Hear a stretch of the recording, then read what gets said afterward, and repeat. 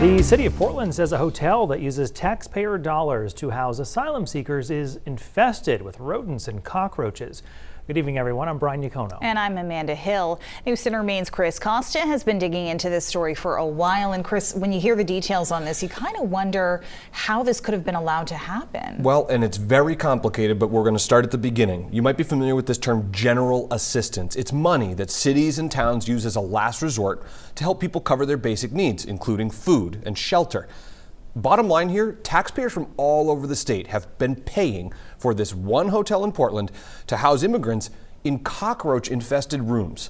City staff say that hotel is not only exploiting the emergency that these immigrants are in, it's taking advantage of you, the taxpayer. For people fleeing violence in their home countries, this Motel 6 in Portland was supposed to be a refuge. It turned out to be the opposite. People who lived there suffered a lot. This woman, named Joanna, told us she lived at the motel for 11 months, nearly a year of squalor. Cockroaches were coming through the ceiling while we were sleeping and attack us. Just last week, the city of Portland issued a notice of violations to Motel 6, citing health concerns involving rodents and vermin, including cockroaches. But Joanna and others say that's not all they dealt with. At 6 in the morning, the staff would bang on the door, ordering us to get our GA receipts. Asylum seekers like Joanna rely on general assistance to pay for this shelter. Without it, she says she would have to sleep on the street with her 3 sons. She says the hotel had only 2 microwaves for the dozens of families and banned any slow cookers or hot plates. Living there gave me so much stress. I couldn't sleep.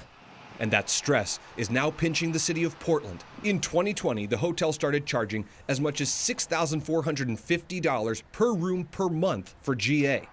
In 2023, that totaled almost $10 million for this hotel alone, all from general assistance funds paid ultimately by taxpayers all over the state. The cost of the hotel has become too much to bear for the city and for the state. Portland City Manager Danielle West said the city is not sending any new asylum seekers there because of the cost and conditions. The problem? West says Motel 6 is the only hotel in Portland willing to take them in. State law requires cities and towns to use GA as a last resort to pay for shelter for people who are in an emergency, regardless of cost. That's what we've been complying with, and we just really have no other spot for these families to go to. Do you feel that the Motel 6 is exploiting the situation the city's in and the situation these asylum seekers are in? I do feel, as a municipal official, that we are being taken advantage of in a variety of circumstances because we are between that rock and a hard place. It's a different dilemma for the people living there. Joanna said it was so bad, she wanted to go back to Angola.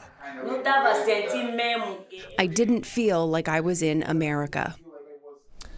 So today I spoke with the general manager at Motel 6. She said she could not comment, and she said she had no idea about the violations that the city's notified them of.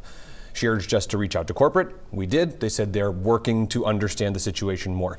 Brian and Amanda, Danielle West, the city manager, says Portland has contracts with other hotels in Freeport and Auburn, but the cost is only $90 per night. So now Portland is working with the state to decommission Motel 6 as a shelter space. The problem, all the other city facilities for shelter are at capacity. Right. So the city is now trying to help everybody who's currently living at the Motel 6 find a new place to live by the end of the year.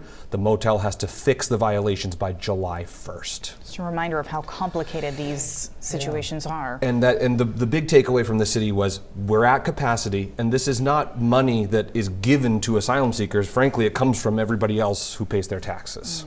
All right, Chris, thank you.